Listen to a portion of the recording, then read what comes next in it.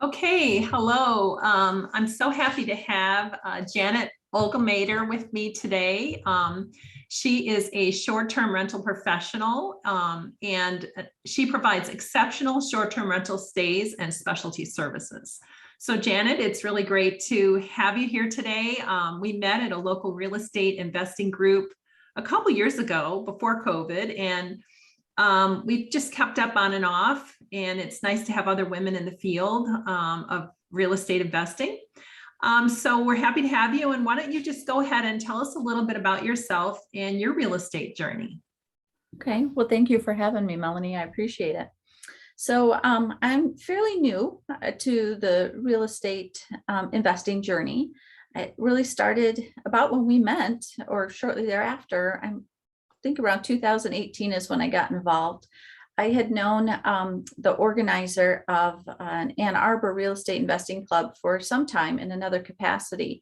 And we were just chatting one day, and honestly, it was on a bit of a whim. He said, well, why don't you come to one of our real estate investing meetups, and if nothing else, you can meet some more people and, network your services. I was ghostwriting at the time.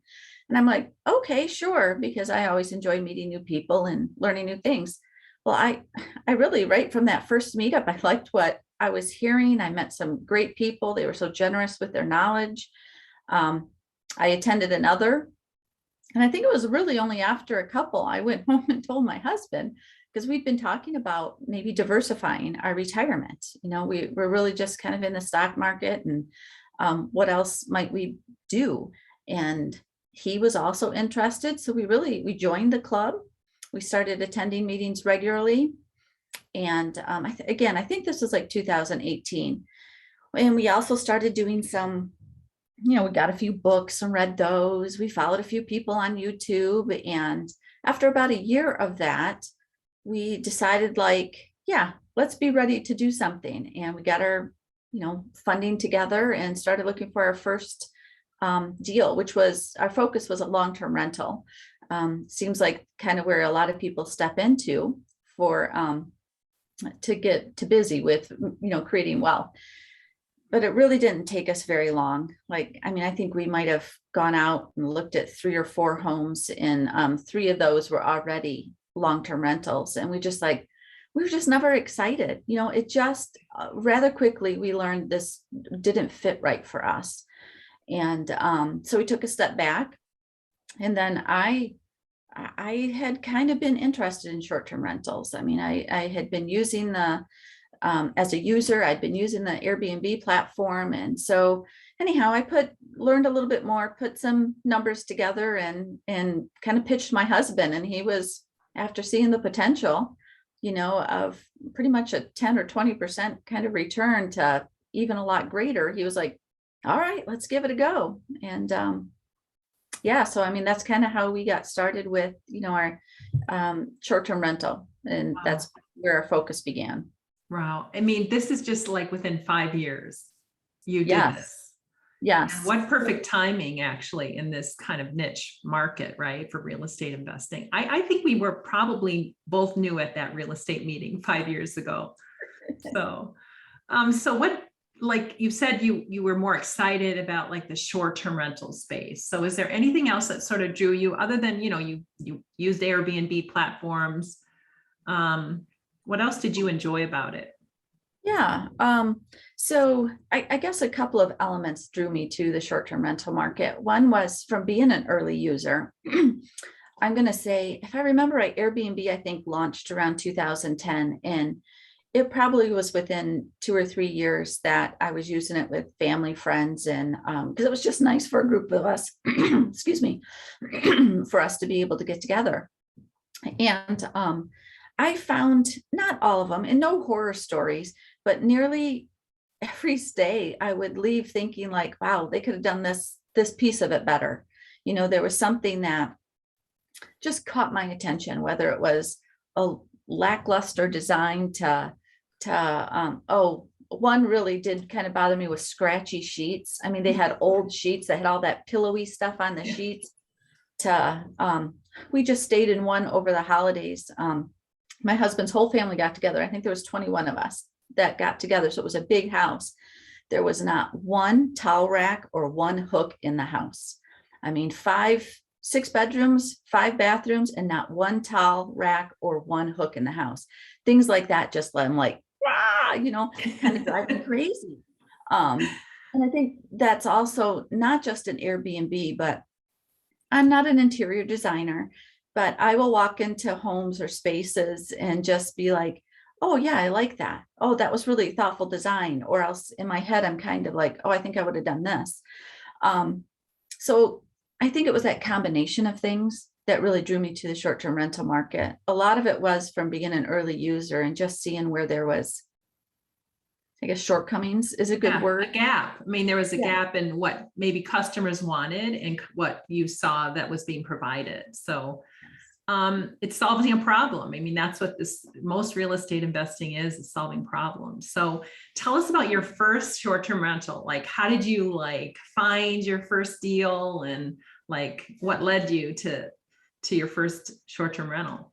Yeah, so we really started with, and I guess it really was myself who was driving it, started with areas that were familiar. So that was Northern Michigan, and well, I should say that were familiar to us, but that we already knew were mature markets for tourism, where people went on a regular basis, and even a mature market for short-term rentals, meaning they already had vacation rentals or overnight rentals. Eastern Tennessee in the Pigeon Forge and Gatlinburg area. My extended family is from there. So maybe yourself or certainly some of your viewers will probably know the area where the Great Smoky Mountain National Park is. In my lifetime, I knew it. Pigeon Forge had 15 things on the strip when I was a kid to what it is today is incredible. But they had been a tourist market, I mean, even before my age. So we knew it was solid, and I was very familiar with the area. So that really was one of the places that we started to look. And then the other one was in Traverse City, because my in-laws that live in that area, and we love it up there, and we know, it's just a boom for summer tourism. So I dug in a little deeper, got to know a specific area I wanted, and then I contacted a realtor in both areas, and a deal in Tennessee came up first out in Gatlinburg. And so we bought a property. This was in December of 2019. So honestly, just a little bit more than a year into our kind of venture here, journey with, we had our first deal, which was really exciting. And just as we got building out a small cabin, the pandemic hit. But we were fortunate, really, because of the location. It didn't slow us down too long. I think our contractor was slowed down just by a few weeks before he could start going out and doing some work on his own. And all said, we might have been kind of delayed 6 weeks to get it to market, which we did in July of 2020. And then that winter, so kind of January of 21, we started working on a second cabin, and we put that up on the market a few months later. So we are just short of having both up for a year, but have kind of been about a year and a half doing short-term rentals now. So it came at a really good time, actually, in spite of maybe the barrier, but people were ready to get out of their houses and get away. And I'm sure that, the need was there for people to use your short-term rental. Yeah, you're absolutely right, Melanie, too. And we were also fortunate that down in the Gatlinburg, Pigeon Forge area over the last decade, I've seen just a number of the overnight rentals going in are these huge homes, that are meant to hold anywhere from 8, 10 up to 25, 30 people. And not an exaggeration. They look like hotels that had become the standard for building. But I thought, as I looked, especially out in the area that we ended up, there was a short amount of smaller cabins. Like Sure. when I was young, Like cozy, cozy, just meant for kind of like a family of 4 type of cabin. So that's what we constructed. And it was good timing too, in that sense, because a lot of people wanted to get away, right? And it was a couple, or we had a few single people staying in our cabins because they were so small, they're on the smaller size. And certainly the family of 4. And we did really, really well. Hopefully that continues going forward. Right. But the pandemic in that sense didn't didn't hurt us in a financial sort of a Wow. way. It really got us off the ground fast, which Right. is nice in short-term rentals, Wow. got a This number is of reviews very quickly. so Mhm. inspiring. I mean, I think just having a vision, doing your research, like deciding your market, targeting your goals, getting your team, your real estate agent, your contractor, and then like staying the course amidst even barriers. I think this is what we all have to learn about being an entrepreneur or any kind of investor. It's like there's a process to it. There really So, is. Yeah, you're so right about that too, that sometimes you just really have to get a goal set and just kind of sometimes almost keep on the blinders to that right, goal. Yeah. right. That speaks well. That speaks well. So now that you have 2 units, 2 cabins right now? We do, and I'm excited to add that we just purchased another lot at the end of December. So we are going to build 2 more cabins this year, and we're hoping to have them on the market by like the end of summer, August, September Okay. timeframe. Actually, I'm actively looking for opportunities in up north still in Okay. Traverse. A little harder market to get into for Yeah. sure. But our ultimate goal is to have 7 or 10 doors. We're going to say in about 5 years, within 5 years. Very Yeah. nice. Very nice. So, this might be really an inspiring story to a lot of people considering getting out of the stock market some, or moving into retirement in a, like reinventing themselves as a professional. You and I have talked about this. You're from a counseling background, I'm a counseling background, and how we have reinvented ourselves. Yeah. So what advice would you give to someone who's completely new in real estate investing, and how to get involved in like a short-term rental? Well, to answer that first part, just in real estate investing, I can only say, the journey that I've taken so quickly really started with just kind of jumping in with an open mind. Yeah. Not going in with any kind of preconceived, this is what I'm going to do. But I can say that too, with being a complete novice. I mean, I had an uncle who did quite well with real estate. But honestly, that was kind of my closest thing to it. So I went in with an open mind, but willing to learn. And that was the last thing I wanted to say. So if you're going into real estate investing, just take your time to learn, and not just from one person. I mean, Brian's, the Ann Arbor Real Estate Investing Club, I was trying to think of the title of it, was fantastic in the Yeah. sense of the number of individuals. And again, people were so generous with sharing their sort of experiences and their journeys. And then I did it on my own too, as far as there's a wealth, maybe too much information out there as far as people you can follow on YouTube, books. So start there. And then as far as anybody who's interested in short-term rental, because when you and I were talking, kind of 3 things popped into my mind. And I think the first and foremost, what I would really stress to people is to get to know your locale. And what I mean by that is not just kind of picking a location, but really doing your research, starting with what restrictions or regulations do they have in place for short-term rentals. Short-term rentals are not welcomed in all places. True. And it's actually better to be in a market that already has regulations put into place than going into one that hasn't addressed the issue, because you don't know what they will address 8 months from now, or maybe even 8 years from now. So that's an important piece that I really stress. And then along with the restrictions and regulations and getting to know your locale, do some research, get on Airbnb or Vrbo or booking.com. Look to see what's already out there as far as the short-term rentals. What do they look like? What sizes are they? Are they sleeping, 2, 4, 6, or 20? How are they doing? Dig into the reviews that people are getting. All that will give you a basis for for an education as to if a locale is going to, support more short-term rentals, and if you can be successful there. Right. Good.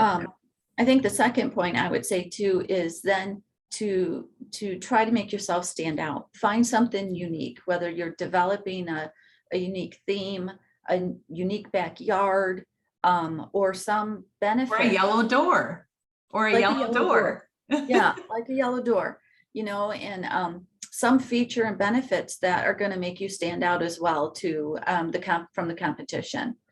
Um, yeah, like as I was sharing earlier, one thing that we can say is that we're small and cozy.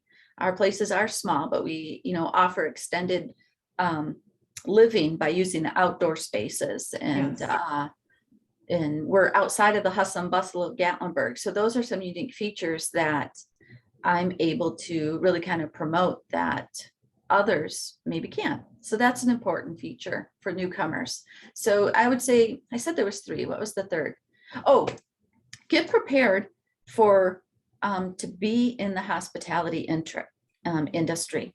I think as real estate investors, that's not foremost on mind. It's Right. about making investments to make money, and this is not passive income.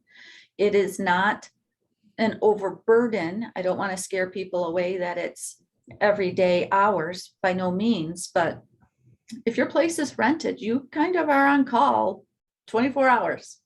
And you need to be prepared to fix things, whether that's, someone forgot the key code and can't find it in their stuff, to, your smoke detector's going off and they can't get it to stop, to whatever. So it's like taking a landlord, and then, but it's upping the game, because you have to be very responsive.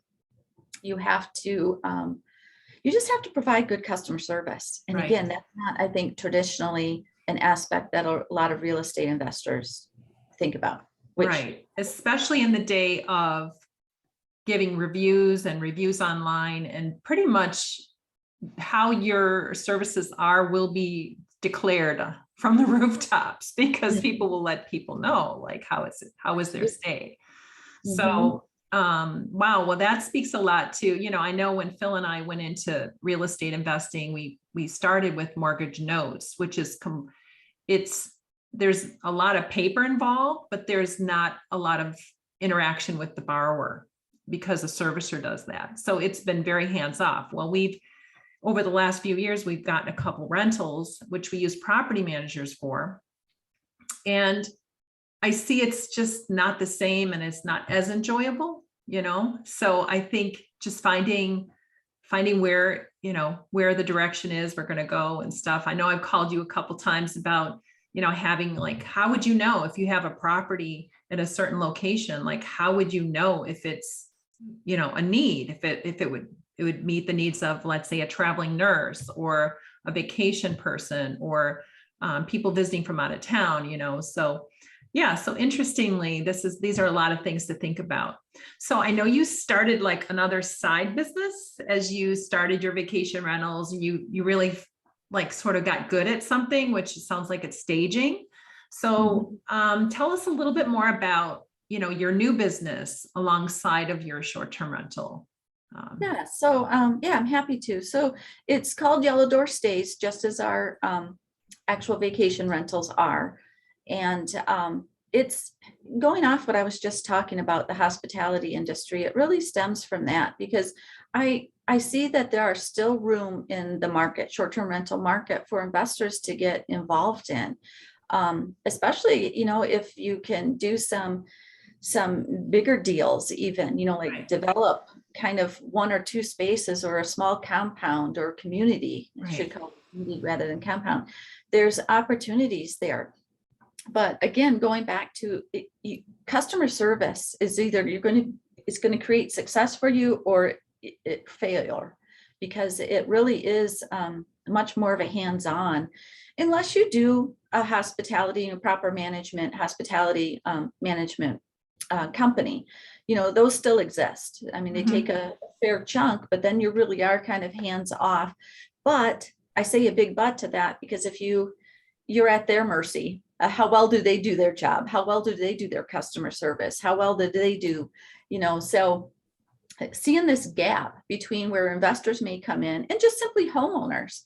I don't want to rule out the homeowners who are like, we've got extra space in our house, or we're going to start traveling more. I'd like to rent out my home. So there's opportunities still to make money there.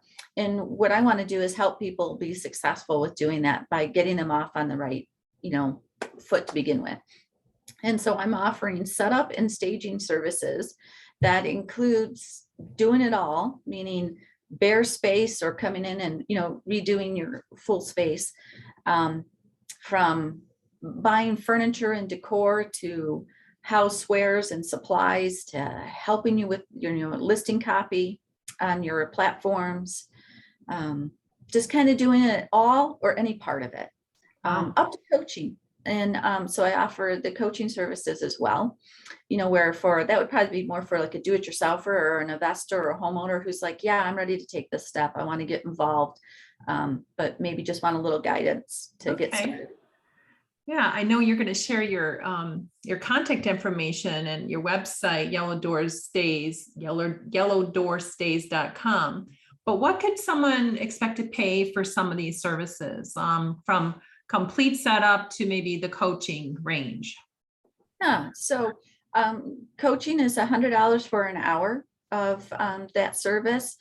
I will do a one-time kind of do-it-yourself consultation to help you, go through your house and maybe give suggestions. That's at $300, up to starting at $1,800 for a do-it-all. Walking into your space and putting it together for you. And I neglected to say I offer one other specialty service that's for current short-term rental owners, hosts in the lower Michigan area. I offer what's called inspection and replenishment services. It's one and the same. And that's for $150 a month. I'll go in once a month and give you a thorough report about how your team is doing. How are the cleaners doing? What's your grounds look like? How are they meeting your expectations? I'll take an inventory of your stuff. Do you still have everything that you put in there? And restock if you need someone to restock, because I have found in this year and a half, I've been through two cleaning companies that they're good at some things and not so good at others. And restocking your supplies is one of them, and your inventory. I've had bedspreads disappear and they've never told me about that. I'm like, how are you, how are you making my bed with one bedspread? Because I would have an extra. So just another thing through being involved in the industry that I've come to see, as you said earlier, kind of a shortcoming, and now I can offer a solution. But because that's so hands-on, I have to keep that one more local. Yeah, this is so creative. This is so creative and such like meeting a niche, meeting a need. It's crossed our mind because we have this one place near the airport, and we're like, what would it take? I mean, so let's say if someone were to have a house that's just renovated and ready to go from start to finish, how long do you think it would take to furnish, set up, and get listed? If you're sincerely just talking about the furnishings and the decor, I would say a week's time, because I've set up both of ours doing that, walking in, having it, I cleaned it top to bottom, and then I just started working on, I was done with both of them, from cleaning top to bottom to putting up my last thing within a week. Wow. And then you can find everything you need within a week, Amazon.com or something. Well, I love to shop, so I hit a lot of, I in and out of a lot of stores, because, Amazon's great, don't get me wrong, but you want to find some things unique to your actual location. Like a theme to your house or a theme to your place. Yeah. You need to walk into some of those boutique shops, on Main Street or something like that, from wherever you're located. But, and that's working pretty hard is what I was going to say. I mean, that's kind of like a 40-hour work week. But right. So it sounds very comprehensive and efficient too. So as we close off, I would love for our audience to get to see some of your Yellow Door Stays, and share with us how they can, get in contact with you. And let me see about bringing this up. I did have, I think that's it right here. Put together a few Let me get it actually in a slideshow. Would be a little bit more fun, I think, here. Did it come up? Oh, no. Yeah, just do from the beginning. Yep. Oh, that's not from the beginning. I'm sorry. Let me go back and see. Oh, if there it I'll- is. It's perfect. You were right there. Oh, I thought it wasn't from the beginning. I'm sorry. There was just a delay, about a second delay. Okay, let's see if that'll do it. Are you seeing the beginning or my? Now I don't see anything. Hmm. You had it right there, right before you click back.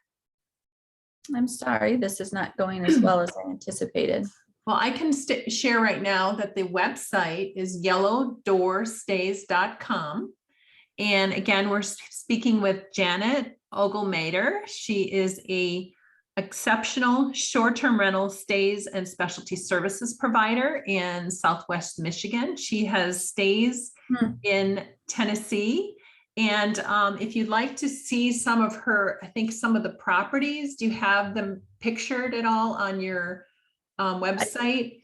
They all have yellow doors. And I wish we could see these pictures, Janet. And if you can't get them up, maybe what we'll do as we upload this to YouTube, we'll have the links that you recommended. We'll have some pictures, other pictures of your properties, and a little more short description of your services. So thanks again for being here today. It's been an education for me as well. And it just goes to show that if you have a vision and you have a desire, you can reinvent yourself and you can create a niche as a real estate investor. Yes, absolutely. I agree. Thank you so much. Anything else you'd like to share? Maybe any other contact information, your email? Yeah, I'm sorry that didn't work out, but if you go to yellowdoorstays.com, you will find all that. But my email is simply janet@yellowdoorstays.com. And the phone number is 734-355-3868. And I appreciate the opportunity. Thank you so much. You bet. Thank you, Janet. All right. I appreciate it.